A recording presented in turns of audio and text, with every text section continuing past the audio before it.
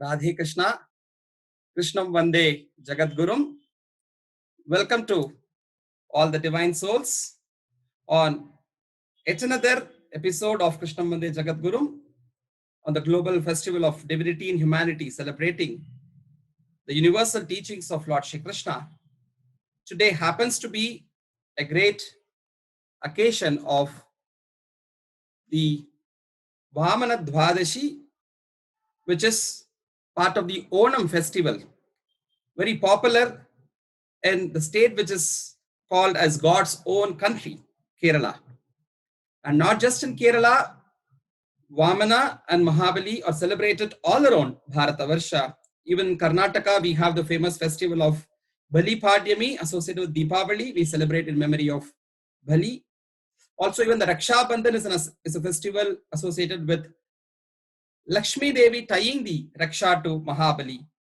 That way, we have a lot of festivals connected with Mahabali. But today, the special thing is the Dvadashi, which happens today, is celebrated as Vamana Dvadashi, the day of advent of Bhagavan Shri Vishnu as Vamana, who took the form of Trivikrama to measure the three worlds, to shatter the Ahankara, the ego of Mahabali, that he was a great donor. He was so good, a pious devotee of the Lord, but he had this Dhamba, Dharba, and Abhimana, and all those Asuri Sampats. And therefore, the Lord came as Vamana and incarnated and became Trivikrama and measured the three worlds. But the third one, as we all know, was the head of Vamana. The Vamana placed his foot on the head of Mahabali himself, with which he was able to bring down the Ahankara, the sense of pride that Mahabali had. And this transformed Mahabali, who went into Patala, prayed to the Lord that every year he may be permitted to come back to his own country, to see his subjects, to see his prajas. And therefore, on the nakshatram of Tiruvonam, Shravana, on this month, Mahabali is believed to come every year, and his subjects, the Kerala people, welcome him with beautiful floral decorations, flower rangolis and all, as we know, with beautiful dances, music and celebrations and whatnot. So on this occasion of the Onam, we have our Shri Krishna here also dressed himself as Vamana here, and it's from God's own country, Kerala. So we have Adi Shankara, who has also taken his birth on Kaladi, which is Kerala. I was also fortunate to have my Janmam, the birth at Kochi, which is the Queen of Arabian Sea, Goshripuram in Kerala. And I'm so glad that today we have with us a team from Goshripuram, Kochi, Kerala, which is celebrating Onam. Today we have a beautiful session of the Nama Sankirtan from there, which will be followed by a session by Swamini Vimalanandaji from Chinmaya Vision Program at Chinmaya Mission, Coimbatore, a direct disciple, a senior sadhu from the Chinmaya Mission today that's going to be there. So we have with us Kumari Anushri R. Bhatt from the Vithoba Devasthana at Kochi, Goshripuram. She's going to sing us the glory of Vitala Panduranga by singing Marathi Abhang bhajans. Of course, she is from Kerala, but the bhajans she is going to sing are Marathi Abhangs. That is the unity and diversity that we celebrate in India. Tomorrow, we're going to have more bhajans and chantings from Kerala itself in Malayalam. Today, let's welcome Kumari Anushri Bhatt. I request her to appear with the video. And Anushri Bhatt is a student of graduation at Kochi. She is the daughter of our this Chief Pujari Shri Bhattji at Vithoba Devasthanam at Matanjeri, Kochi. In the same surroundings I happened to grow in my childhood days. So I'm so blessed. And where she is coming live is also the house where I grew up with all my spirituality, our beloved Srimati Vasumati Sitaraman's house in Kochi. And she, right from her childhood, has been singing for Panduranga, a lot of Marathi Abhangs that she has learned in the Vithoba temple. Always every Ekadashi night, it used to be a lot of wonderful, vibrant bhajans there. And also in Ashada and Kartik Mas Saptaham, we used to go on. This year, the Ashada Saptaha was happening through online singing. And we have with us our friend Shri Sumit Nayak, who is accompanying Anushri at the tabla, who is the disciple of Shri Udayraj Bhatt at Karnataka at Bangalore. And also in the harmonium I have with my own friend Srinivas. Thanks to him that today we are having Anushri to listen here. So he's also a great devotee of Vithoba and a disciple of Tukaram Ganapati Maharaj. So he is here to accompany on the harmonium. So I welcome on behalf of Advait Academy and Adhyatma Yoga and all of us. I can convey my Onam Asamshagal to Anushri Bhatt and the team there. And Ramakrishna Hari, we are very eager to hear you, Anushri, Srinivas, and Sumit Naik. Over to you.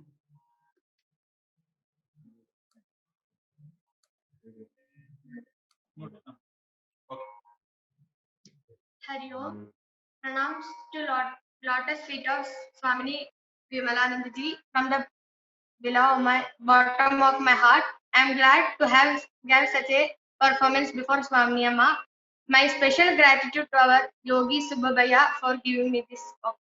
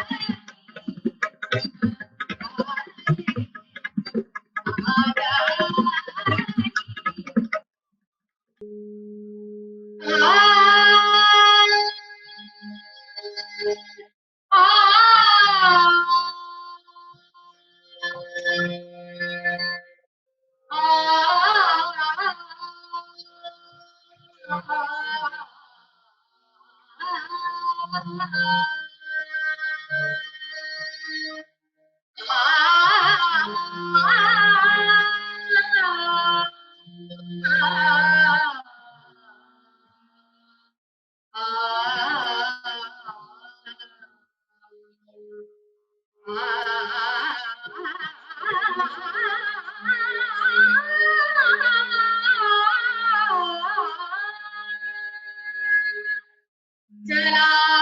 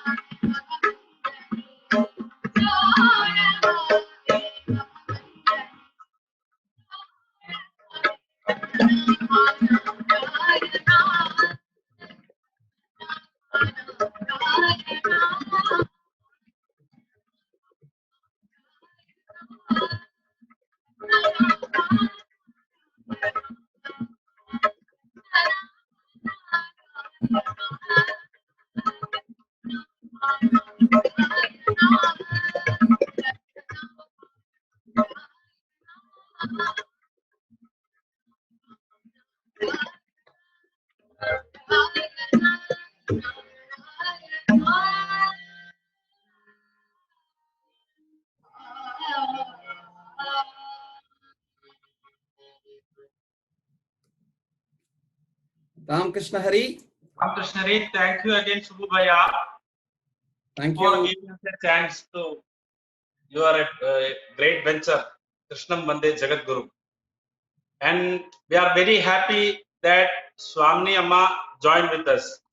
Actually, she knows about our Vithoba temple. She came twice here. Wow. So thanks again. Thank you, Srinivas ji, Sumit Naik, and also Anushree Bhatt for quickly accepting our invitation in a very short notice. It would be so nice that, even the whole night we keep on hearing Vittal Nam Sankirtan, and that too it is happening from our own Kochi, Matanjeri, Vithoba Devasthanam. Oh, more than Devasthanam, today it's our Mami's house. So we have Sukumara Sundaran there, and Shishi Anna and all being there. So nice to see the darshan of Sukumara Sundar there from the shrine there. So nice of you. So once again, my heartfelt thanks to the entire team. Wow, so what a beautiful Murti of Radha Sukumara Sundar. And Shri Mavali Gyaneshwar and Tukharam Maharaj and Shri Anna and all the Jagat Gurus who are there blessing us from Kochi. So thanks to all of you. And again, my Onam Asam Shagal to all of you at Kochi and entire world who are celebrating Onam here. Ram Krishna. I welcome Swamini Amma who is present with us. With the humble pranams, Hari Om. And Mataji is with us from Chinmaya Mission, Chinmaya Gardens at Coimbatore. Swamini Vimalananji is the director of Chinmaya Vision Program and also currently the in charge of Chinmaya Mission, Coimbatore. And also she's one of the directors of Chinmaya International Residential School. Swamini Amma is a blessed direct disciple of Gurudev Swami Chinmayananji Maharaj. And we all know about Chinmaya Mission. I did not tell Chinmaya Mission. It's well known. It's because of Chinmaya Mission that we all have got to hear a little bit of Gita, of Vedanta, in directly or indirectly. It's all because of the great work Swamiji has done. It's a great mission that he started. And also, Swamini Vimalananji is in her early education has completed her B.Arch degree at JJ College of Architecture in Mumbai. And ever since she joined the Chinmaya Mission, she has traveled widely across the country and the world where she has been conducting a lot of Gita Jnana Yajnas in English, Hindi, and Gujarati. And she has conducted lots of camps for children, youth, and elders all over the world. Her simple style of talking has captivated the intellectual and faithful alike. She has given talks in over 2,000 schools, colleges, and institutions on various spiritual, cultural, and socially relevant topics. She has given talks also on various management topics to corporate bodies and management institutions and management seminars. Ammaji has authored many books, including the very popular book in Indian culture, Why Do We Do? Why Do We? And also meditation techniques, 15 portals to the Supreme. She has attended and addressed various international conferences. A member of the educational cell of the Central Chinmaya Mission Trust, which has over 80 Chinmaya Vidyalayas and colleges. Currently, she is the director of Chinmaya Vision Program, which has a holistic approach to education. Ammaji has introduced the program of Chinmaya Education, Vision Program in over 2,500 schools and colleges in India through various workshops and is actively involved in implementation in all Chinmaya education institutions. She is also awarded by the Architects Association of India in the year 1999 as an architect for achieving success in another field. She is architect of the spiritual field of the Vision Program. So definitely she is still continuing to be a better architect than what other architects would be doing. So we are very privileged, blessed to have Ammaji here on this Global Festival of Divinity in Humanity, celebrating the universal teachings of Lord Shri Krishna, Krishnam Vande Jagat Guru, where we are experiencing, enjoying the different dimensions of Lord Shri Krishna as a Bala Gopala, as a Vrindavana Lola, as a Rasa Vihari, as a Kala Rasika. Not only that, as Gitacharya, as Yogeshwara, as a great inspirational teacher, different dimensions of Krishna that we are enjoying. And today we are going to hear about the universal vision and wisdom of Lord Shri Krishna from the architect of the Vision Program, Swamini Vimalananji Mataji. My humble pranams on behalf of Adhyatma Yoga and Advait Academy to Mataji and all who have joined us today. And also we are having the darshan of our Krishna here as the Vamana Murti on account of the Onam occasion, along with Shankaracharya and all the gurus here. So let's celebrate today's occasion of Krishna Mande Jagat Guru with the wisdom from Mataji. Hari Om Mataji. Hari Om. Hari. Am I audible? Yes, Mataji. Should I start? Yes, Mataji, please. Sorry for being a little bit delayed. Not at all.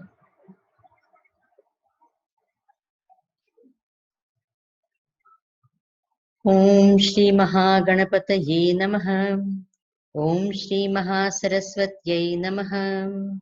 Samasta Janakalyane Niratam Karunamayam Namami Chinmayam Devam Sadgurum Brahma Vidvaram Vasudeva Sutam Devam Kansa Chanuramardanam Devaki Paramanandam Krishnam Vande Jagadgurum. Hari Om and Namaskar to one and all. Today's topic in this festival of Krishnam Vande Jagadgurum, the topic that has been given to me is the universal vision and the wisdom of Bhagwan Shri Krishna. First of all, let's understand that Krishna is not a deity, is not a particular just avatar. But when we talk of a universal vision, we must understand that Krishna is Bhagavan. Bhagavatam says, Krishnastu Bhagavan Swayam. God, he is God himself. It's not God incarnate. If you see the entire Bhagavad Gita, nowhere is it said Krishna Uvacha. It is always said what? Shri Bhagavan Uvacha. So, we will be talking about Bhagwan Krishna not as a deity, not as an avatar, not as a Vishnu also, but as Parabrahma Paramatma, who is none other than Sarvagnya Sarvashaktiman Ishvara. The world exists, the effect exists for all of us to experience, and therefore there has to be a creator of the world. This world is beautiful, full of knowledge and life. There has to be an intelligent creator of this world. So that creator, that intelligent being is called Krishna, is Bhagavan, is Ishvara. Now, then only is it possible to talk about the universal vision of Ishvara in the highest sense of the word. Let me explain this to you. In the beginning of creation, there was the truth and the truth alone. There was God and God alone. So the creation must have emerged from him. For any creation, there are two types of causes. One is called Upadana Karana, and the other is called what? Nimitta Karana. Upadana is the material with which a thing is made, and Nimitta is the intelligent cause behind the world. Since there was no one else other than God before creation, who created the material? He created the material. From what did he create the material? From himself he created the material. And therefore, this entire world and this universe that you see is nothing but the manifestation of that Ishvara. Everything we see, his Virat Roop, everything that we see in this world is nothing but that Krishna manifested as this Virat Roop, this Vishwa Roop, this whole world that we see. Now, the one who was before creation and who created this universe, what will his vision be, if not universal? So what is the meaning of the word universal? Universal is that which applies to the entire universe. Irrespective of time, irrespective of place, irrespective of circumstance, that which is applicable for everything, everyone. That is universal. One who created the universe has to have what? A universal vision. Who else can have? In fact, no one else can have a universal vision except God. Because he created the universe. He had a vision to create the entire universe. So his vision has to be universal. Having understood that, we understand what do we mean, when we say universal vision means what? How would God be looking at this universe? Let's try and imagine. Because it has to be only imagination. We cannot be that Sarvagnya Sarvashakti Ishvara. So we will only use our imagination of what that vision could be of God towards this world, this universe that he created. So it is the vision that we have for our whole body. How do we feel about our whole body? Every part of it, every limb of it, what do we consider? We think of it as I, isn't it? Our I is very strong for every bit of our body. When our leg is hurt, we say, I am hurt. When our head pains, we say, I have a headache. It's all I. And it's equally, we don't feel more I in one place and less in another. There is no partiality. There is no, we do not love one part more than the other. You don't say, my little finger is my favorite and I don't like my thumb, I hate my, there is no such thing. Equally, we have the same vision. If I have a boil, it looks ugly. The world may not like to look at it, but I love it. Why? It's mine. And I will not hesitate to touch it. I will not hesitate to take care of it, protect it. I will protect every part of my body equally. I love all my every limb of every cell of my body equally. As long as the hair is on my head, I take great care of it. Once it drops out, I don't have anything to do with it. But as long as it's on my head, I will see to it that I take care of it, everything. So this is how God thinks of all of us. His vision towards this entire universe is that it is me, myself. I love all. I accept all. And therefore, if we want to have a universal vision, we should have this sort of a vision, where I love all equally, unconditionally. This is what happens with God. There was a great saint who told me this, that if you want to progress spiritually, love all unconditionally, accept all without resistance, and forgive all without exception. So this is exactly the vision of God. He does not love us because we are good, bad, or ugly. He does not love us at a particular time in a particular way. He has no precondition for loving us. He does not say when you are dharmic or if you have achieved this, I will love you. There is no condition. Irrespective of what we are, first of all, he accepts us as we are, not wanting to change us, not wanting to. If we change, he is happy. If we are like that, also he loves us equally. So he accepts us, and there is no resistance in. See, when we love, we have a lot of resistance. We have a lot of conditions. If you are like that, when you do like that, if you pamper my ego, when you do this, and the minute we come to know someone is not talking good about us, or someone is speaking bad about us behind our back, or someone is insulting us, whatever, X, Y, Z, what happens to us?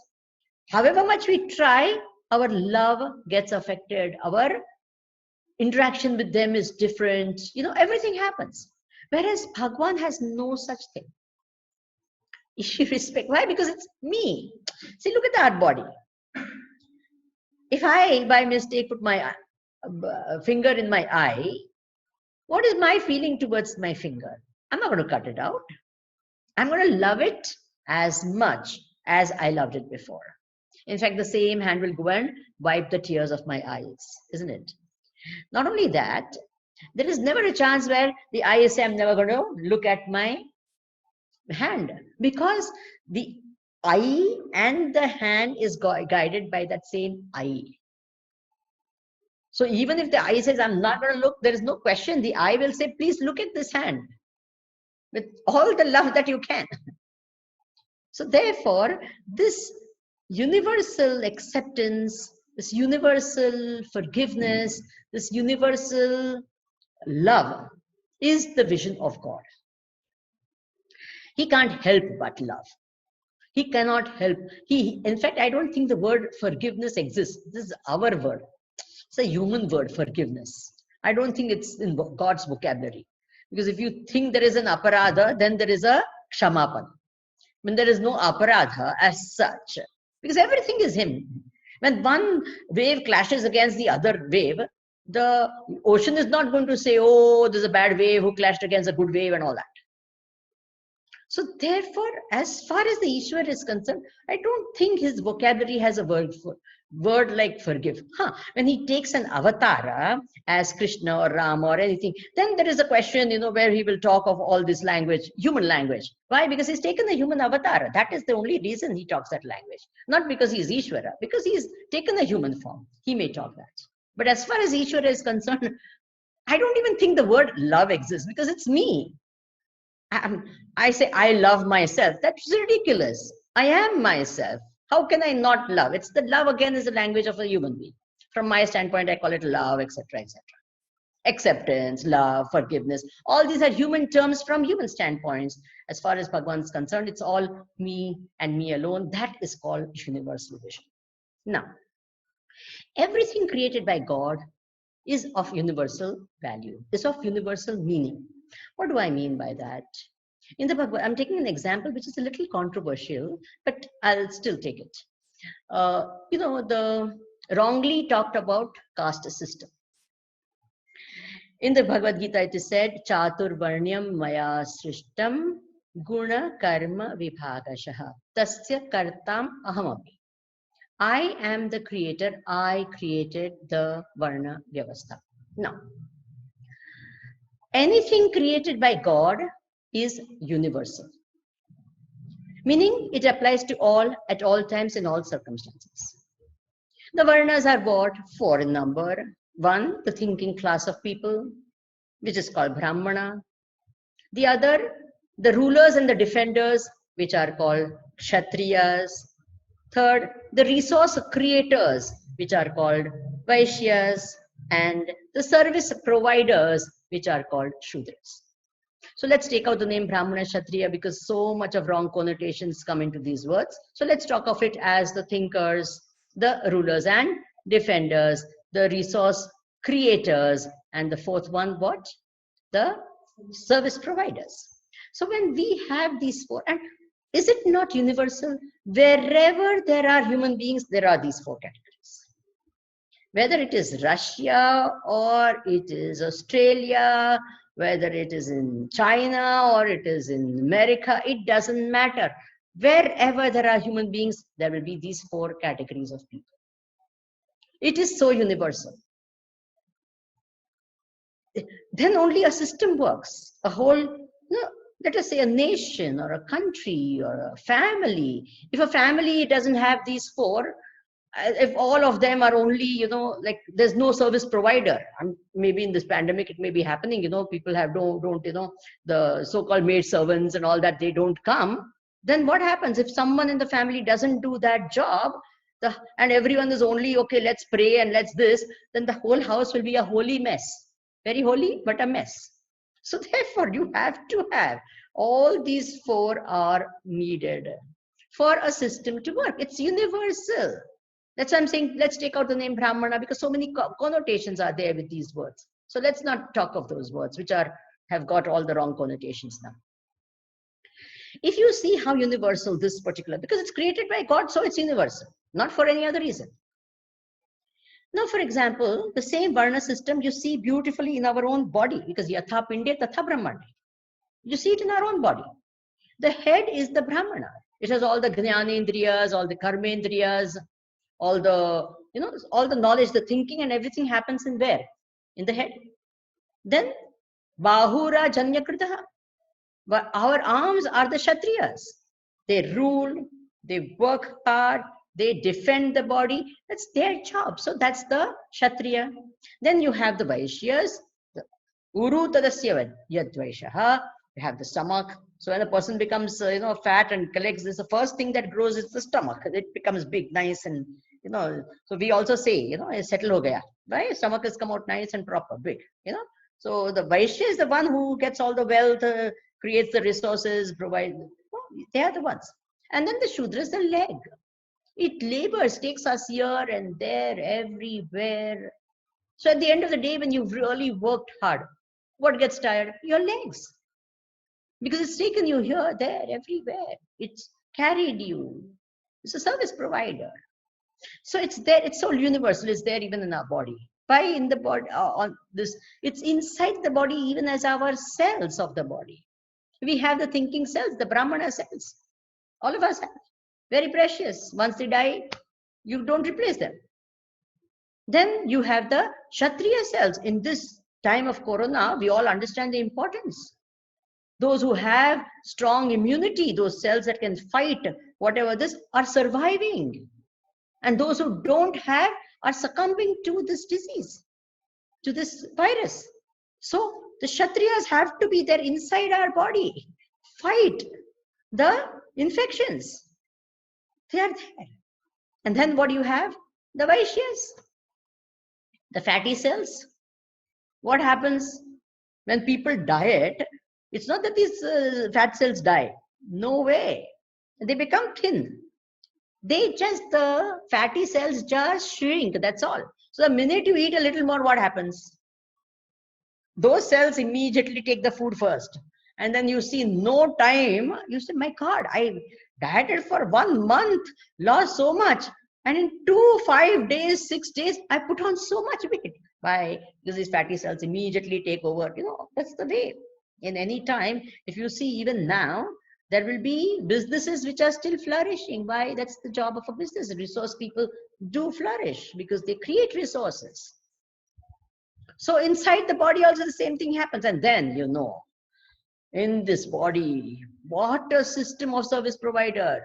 Take oxygen from one side, there are cells which put it to the other side, bring nitrogen, and this gas from here, and this nutrient from here to here. Everything up and down and center, this whole system, the transport system is going on. And in case, supposing you sit for a long time in one particular posture and all that, and what happens? You have your leg starts aching and all. Why? Because the service is not happening. The blood is not flowing. The transport system is stopped. There's a traffic jam.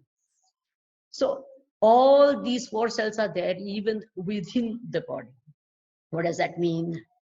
That the system created by God is universal. Anything created by God is universal. That is the whole idea. Now you see, what do you mean by a universal vision? Bhagavan Shri Krishna himself in the Bhagavad Gita says it so beautifully. In the 18th chapter of the Bhagavad Gita, he talks of it as Jnana. Jnana is the vision, basically. He says, what is a sattvic vision? Sattvic vision is a universal vision. What is it? He says, ki bhavam avyayam ikshate. In all the diversity, to be able to see the universal or the unifying factor. As we say, unity in diversity. That is called a universal vision. It is not that you don't recognize diversity. It is not that you're not seeing, differences and, recognizing differences. That's not this. See, in the behavior, there may be this, because you will behave according to a thing, according to the form, according to the quality of a person. For example, when I see an elder, I touch the feet of the elder. When I see a child, I hug the child. So that is there. So my behavior will not be the same as what it is with a child, with an elder. However, the feeling within, the oneness within, that is what is called unity in diversity. When you see the cause of things, when you identify with the essence of things, you will find oneness. When you see the superficial things, the outer behavior and all, there is diversity, there is differences and all. But to see that unifying factor is a very, very important thing. For example, when you don't have that, you have the second vision, which is called the Rajasic vision, where what happens, only the differences are given importance. And that is a vision which creates a division. It's a very divisive, it creates all wars, actually speaking. Conflicts, wars are all created by this Rajasic vision, where the differences alone are given importance. They themselves are considered as rare. In our country also, if you see, we have, the world is troubled right now, racism and all that. What are we talking? So differences alone are given importance. And it becomes systemic because it becomes part of the system itself, that way. If you see in India, it's not that we have less of these.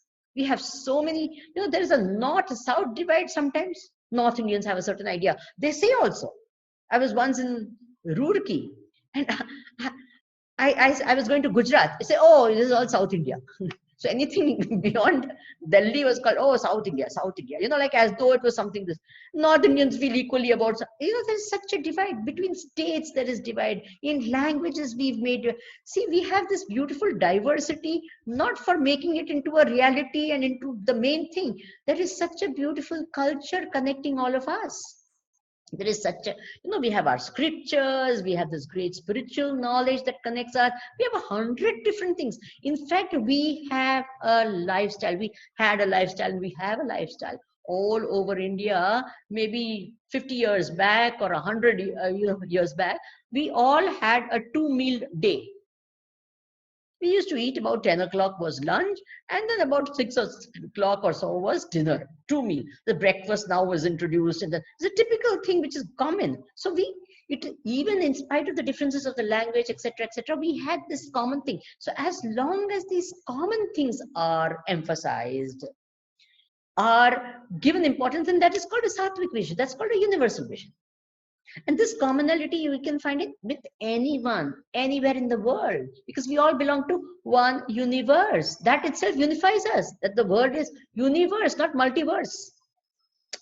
So therefore, this universal vision, if we get, there is harmony, there is love, there is connection. The minute you don't have that, what happens? The British so easily and beautifully used it as divide and rule. That's what they did. They divided us and they ruled over us. So Rajasic vision divides. We had the partition of India, a classic example of a Rajasic vision. It divides.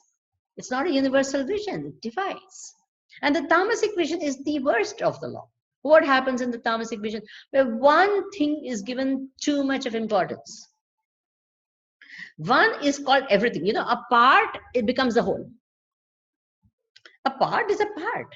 But when that alone, and my vision is right, at least the Rajasic vision said there are two views. And this, the other says the other one doesn't matter at all. It is my way. It is me alone what is right. You become fanatic. You become fundamentalist. You become duragrahi. You know, you insist on things and all. Why? Because you think that alone is right. You alone are fine. All sorts of things. And it has disastrous effects. So Bhagavan Shri Krishna, in the Bhagavad Gita, all throughout, in his own life, you can see this unifying vision, this universal vision, because he is God.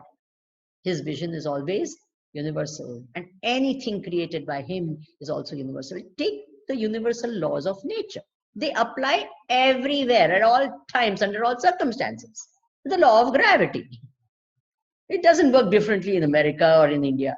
It works the same because it's a universal law. Whatever you see in this world created by God has universal application, is universal in nature, because it is created by one who has a universal vision and a universal wisdom. The Bhagavad Gita, the Bhagavatam, every other scripture of India is going to tell you the same thing. Because, as I said earlier, Krishna is not just an avatar.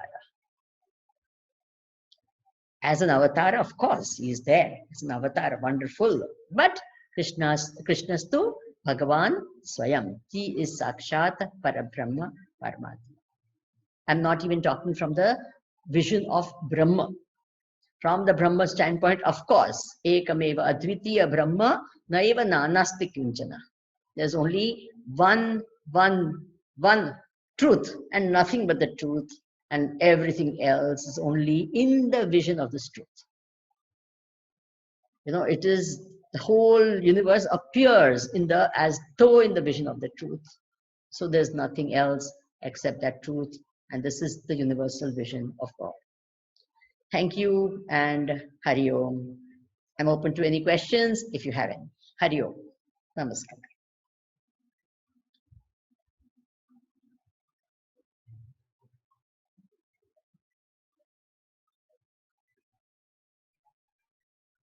Hari Om. Thank you, Swamini Ammaji. It was such a wonderful, profound wisdom that you shared with all of us to have a wonderful clarity over the universal vision of Paramatma, Bhagavan, as you rightly brought out, Krishnastu Bhagavan Swayam, as a Vishwarupa, as Bhagavan, how his vision would be so vast, is wonderfully categorizing the three guna, the sattvic vision, the rajasic vision, and tamasic vision, and bringing the differences of those in a nice way that you brought out. And we would like to see if any of our participants have some questions. So if you have any questions, meanwhile, you can put it in the question answer box so that I would be able to take and represent your questions to Swamini Amma. It was very nicely brought out, a wonderful discussion. If there is anything more, that clarity that you would like to ask from Ammaji, you can please put your questions in the question answer box.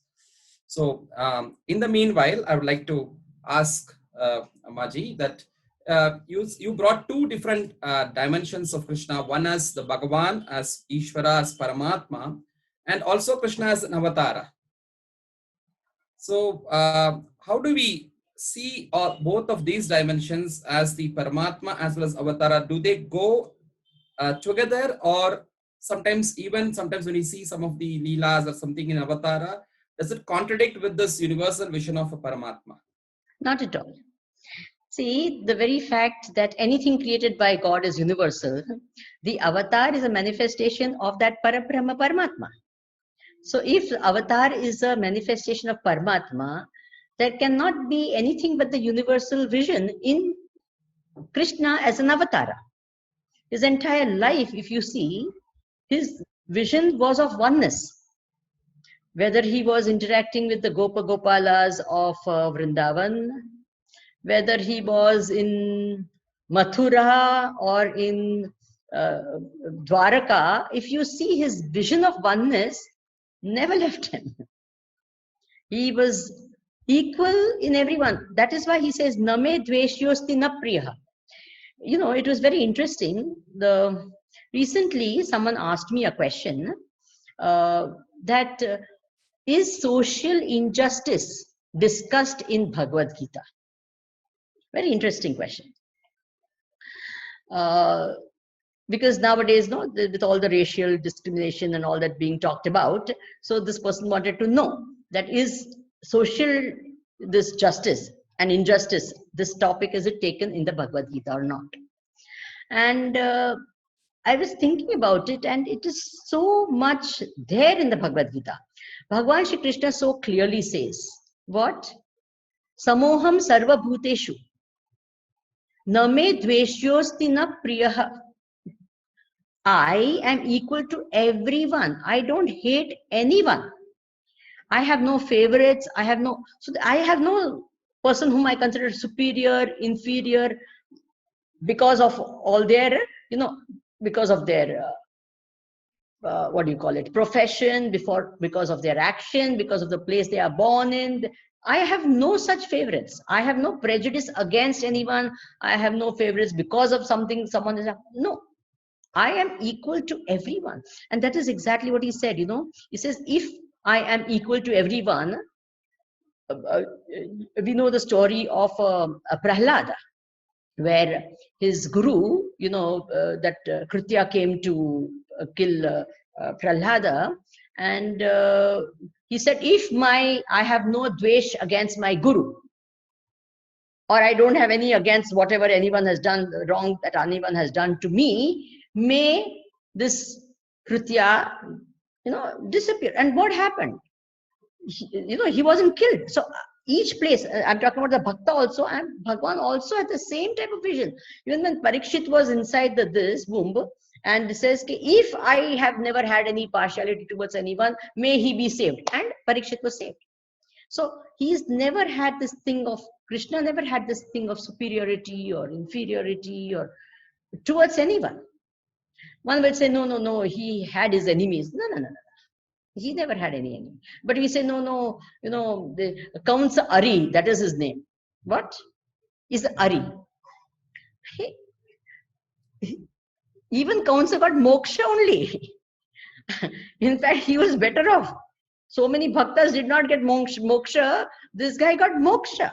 So he was not against anyone. His universal vision remained for everyone.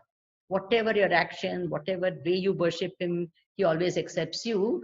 And he has this samata, that samadarsha. He says, Shuni chaiva shvapakecha pandita samadarshina. This samadarshitva has never left Bhagavan in his avatara, and in all great saints also, the same thing is seen very, very evidently. So it is there. Yes. Thank you, Amaji, for this wonderful clarity. Again, we have a question that, today we are in a kind of a different situation where we have been, at least for the recent past, we have had various kind of, the tapas, dangers, the natural calamities, but what we are facing, the pandemic situation of the COVID-19, is quite unique, different. So in a spiritual perspective, how would we look into it? And does Krishna's teachings, maybe in the Gita or Srimad Bhagavatam, offers any solution which could we take it not only in the Paramarthika level, even in the Vyavaharika, in our transactional worldly life? Is there anything that we can adapt from there to get rid of this situation, what we face from? I would say that the outside situation is definitely not in our hand. And as far as the society is concerned, the nation is concerned, and the world is concerned, it's a terrible time, no doubt. But for an individual and a family, I consider it as a blessing in disguise. The blessing in disguise, I say, is because this is the time when we can look within, empower ourselves. This is an excellent time for empowering ourselves in any possible way. For all spiritual seekers, this is the best time. None of us at this time can say that we are too busy to do what we need to do in life, especially spiritual seekers. For everyone, it is a good time in that way and it's a good time to heal relationships, I feel. Because you stay in a home with each other. So whatever differences you have, it's a time to talk closely, to be close, to really speak your heart, to communicate at a deeper level, to, what do you say, forge relations which are of a stronger nature rather than superficial. This is a time which has forced everyone to think, irrespective of how you are. You may be a superficial person, but you start thinking about life, you start thinking about death, you start thinking about relationships, you start thinking about the purpose of living and every possible thing. I mean, everyone has to think. So these are, in that way, there's a blessing. And I also say, if we can see the hand of God through all this now, what is happening to each one of us, we can see it will help us to deal with it in a much better way. Now think of this, if the same pandemic had happened 25 years back, what would have been our condition? Right now, we have a technology by which you and I are communicating right now. Yeah. And this technology was not discovered after the pandemic. It was discovered before the pandemic, right? The Zoom, even all online classes, online buying, purchasing, everything was before this pandemic. The mobiles and what do you call it, Khan Academy, studies and all that, all those working from home was not a concept discovered during the pandemic. It existed even before. So every possible thing that we would need, and entertainment, right from the children to the adults, even taking classes. Now people have the chance to take classes for everything. Music classes are going on, dance classes are going on, yoga classes are going on. There is so much of things happening. Imagine if this had happened 25 years back. So we have to appreciate this, that Bhagwan is kind, that he didn't give it 25 years back, he gave it now.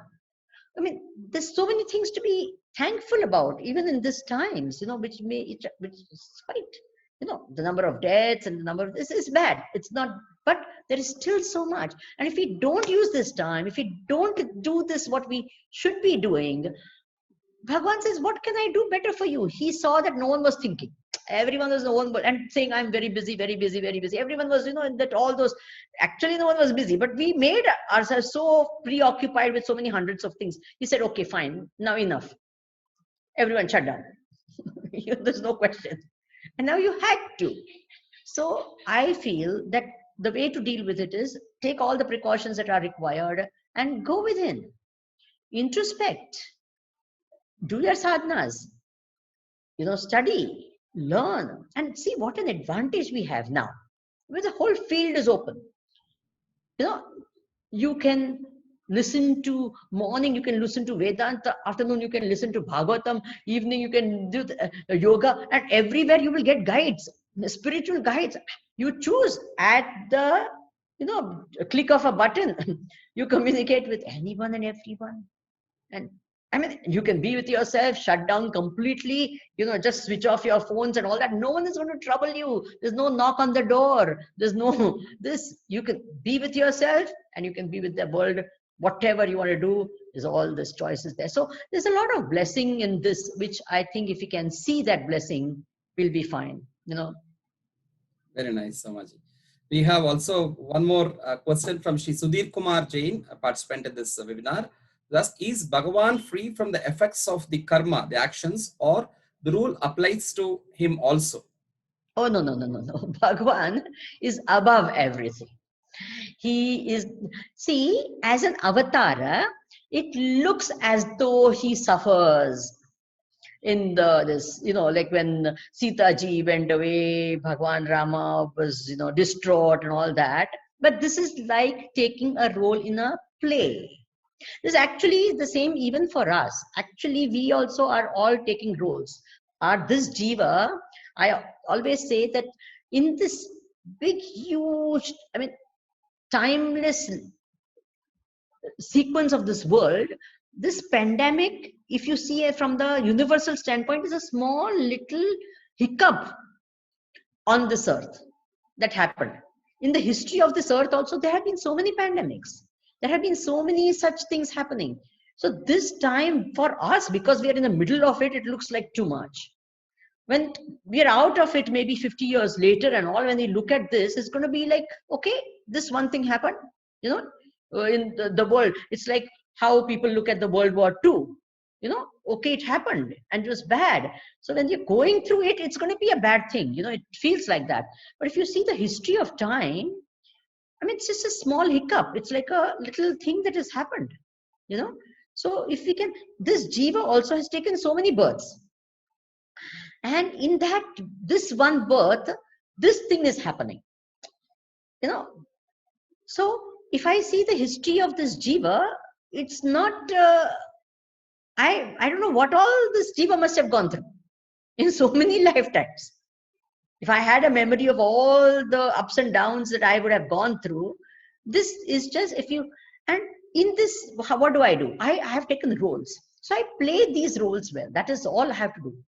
Just like Bhagwan is playing the role when he takes an avatara, we also, and that avatara role is called Leela. We call it Leela. We also are taking these roles only. It's a sport we are playing, actually speaking. So I take the role of a speaker. You're taking right now the role of a listener. What is going to happen? In a few minutes' time, you will become the speaker, I will become the listener. So we change our roles so beautifully. You know, it won't even, it's not a big thing. So if we can just understand that these are all roles that we are playing, which we have to play them well. And sometimes there's tragedy roles, sometimes there are comedy roles. In the roles, so many things happen in the play itself and all. So if we can understand that, I think we'll be okay. We'll be able to take it better. Yes. Such a wonderful clarity that you gave, Mataji. A last question I think we have on this thing. One is from our Sri S.P. Ramanan from Delhi, a very senior sadhaka who has been always attending all of our sessions and encouraging. He's asking, so what do we learn from so many references in our Puranas of our sages showing tamas, the tamoguna, for example, like Parashurama? What is the lesson for us laypersons? Sometimes, you know, like maybe the character of Parashurama brings in anger and all those things. We consider him also to be an avatar Purusha. So what is the lesson from that is what he is asking. See, anger per se is not bad. Remember, everything is created by God. So anger per se is not bad. It is when Gurudev used to say it beautifully, I keep anger in my pocket and I use it whenever I want.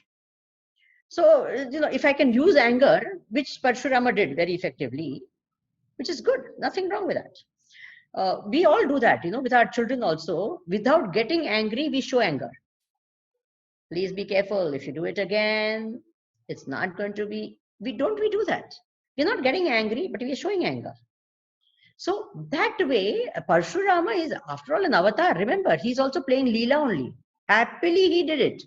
And he killed all of those people. Because see, without that type of a, when I'm doing a role of a, let us say, a soldier, I cannot be sitting like that and kill people, right? I have to have that, this in me. So this is exactly what he did. In that Leela, he had to play this role of a fierce.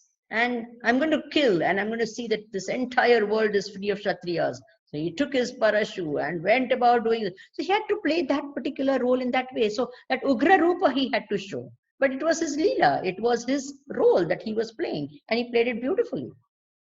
I mean, excellent role he played. So we shouldn't get, you know, this about it like, oh yeah, why, you know, he's after all God. Why does he have to do like, no. He's also playing a role. And he's playing it very well. So, very nicely you said that, you know, it's all Leela, even that we also have, we're also role players in this Leela Nataka of the Sutradhari Bhagavan, that we're all part of it. And that's a wonderful clarity that you have once again brought to us. And I think, okay, there is one more. I think this already we have how to explain the pandemic, lockdown, these situations to children with reference to Bhagavad Gita. So I think Mataji had very elaborately spoken about the pandemic situation, how we need to understand how wonderful opportunities that it is providing for us to really relook into a lot of things is a wonderful thing that already you have given to us. And it was so nice to hear all this from you. Hope to have much more such enlightening sessions from you, and in the future to have more such interactions, more such things to learn a lot from the universal vision of the Bhagavad Gita, Bhagavan Shri Krishna and Gurudev Shri Swami Chinmayananji Maharaj. And last, just I wanted to know from you that what is the vision program that you have been the architect of? And is there any way that many of our people who are listening to this program, watching this, is there any way that they would like to, in case, want to be a part of it, volunteering Yes. or something like Absolutely. The Chinmay Vision program, in fact, today is a very good day for you to ask me this question. Why? I'll tell you. The Chinmay Vision program is a holistic education program which covers all aspects of the personality and life. It talks about integrating the physical, the emotional, the intellectual, and the spiritual aspect of your personality and developing it to its fullest potential. Talks of Indian culture as an important aspect of growing up in this country. It talks about patriotism and good citizenship as a very important, educational thing we have to learn and educate ourselves on, and a universal outlook, without which our vision becomes small. So these are the 4 aspects of the Chinmay Vision program, and it is administered through value education and value-based education. And why I'm saying it is very wonderful that you're asking me this question today is because in July 2020, the government of India, central government, brought out the national education policy. In fact, so much of the Chinmay Vision program is reflected in the national policy, which is it's amazing. It is just amazing how it is reflected so beautifully. So Gurudev's vision is actually becoming a reality at a national level.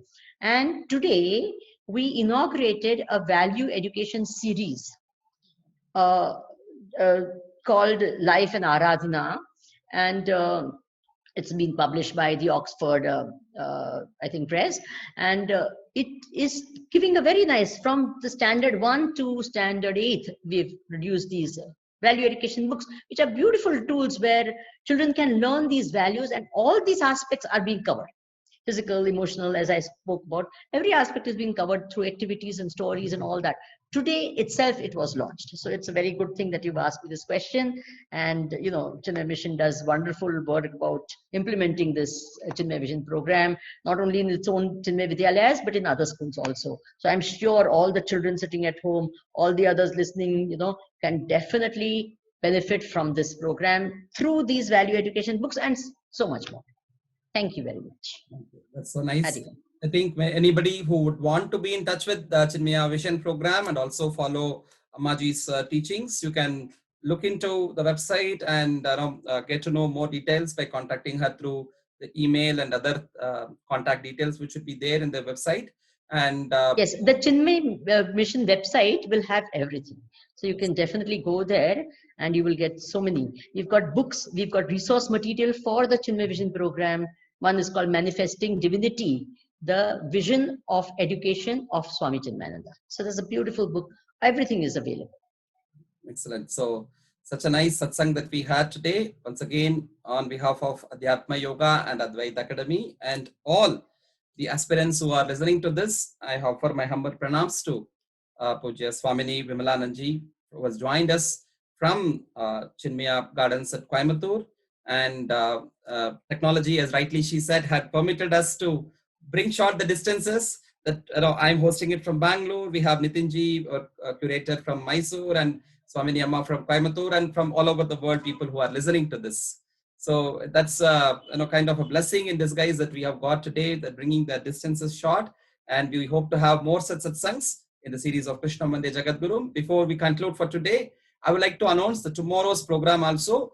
I think it's a divine sankalpa that today and tomorrow we are getting the grace of Swami Chinmayananji Maharaj to such stalwarts. Today we had Swamini Amma, a disciple of Swami Chinmayananji Gurudev, and tomorrow we are having Swami Mitrananji from Chennai. So he's going to speak on Shri Krishna as the eternal inspiration for the youth.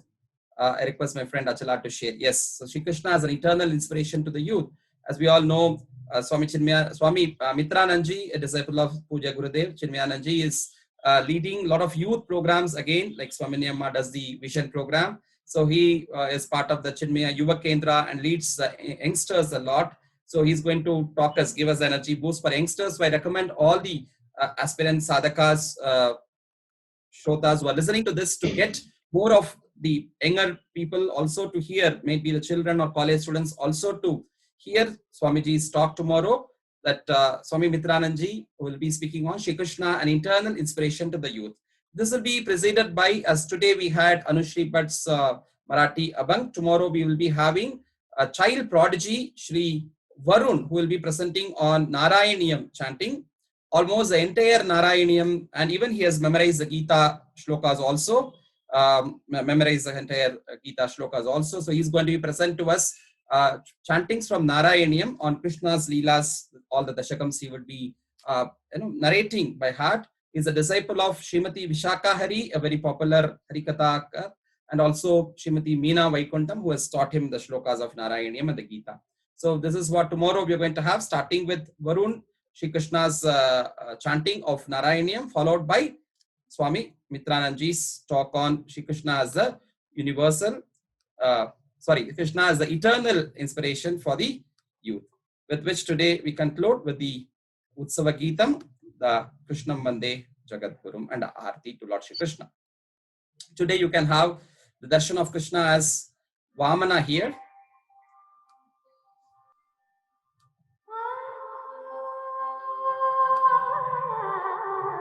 Jaya Yadukula Tilaka Bhagavan Yamuna Tirajara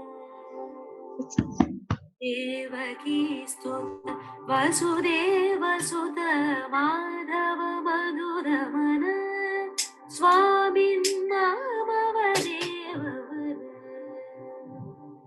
Madhava Madhuramana Swamin Namavadeva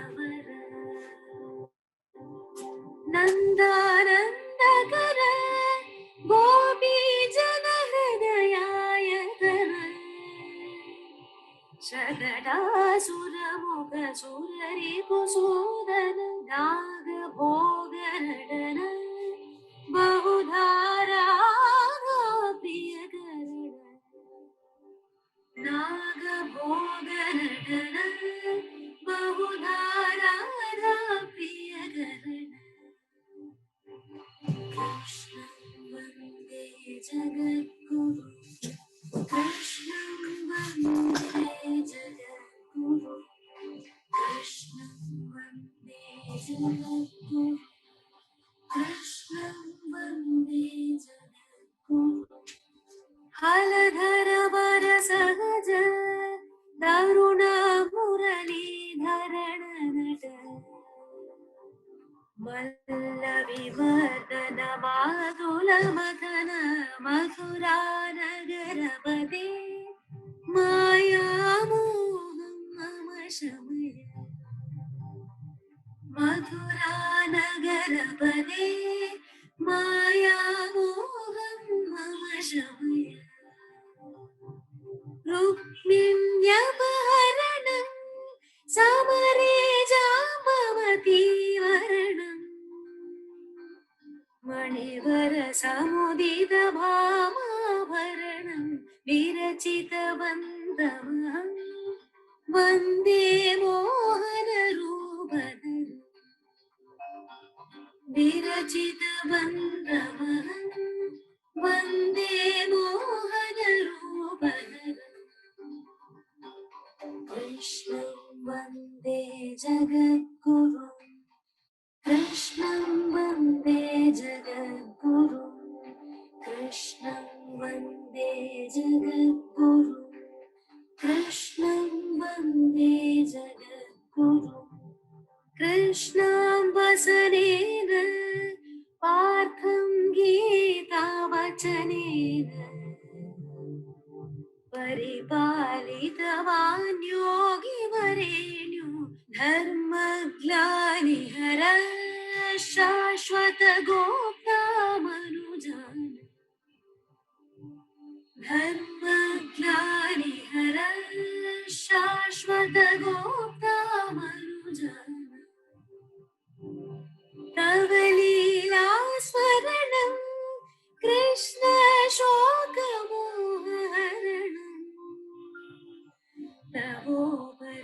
चाध्ययनाचरणं पुनरावृत्तिहरं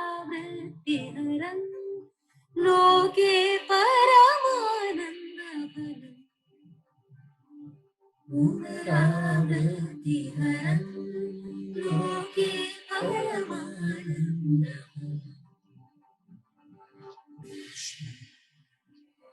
वसुदेवसुतं देवं कंसचाणूरमर्दनं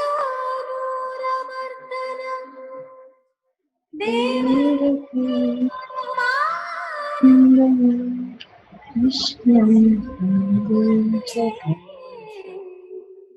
जगद्गुरु.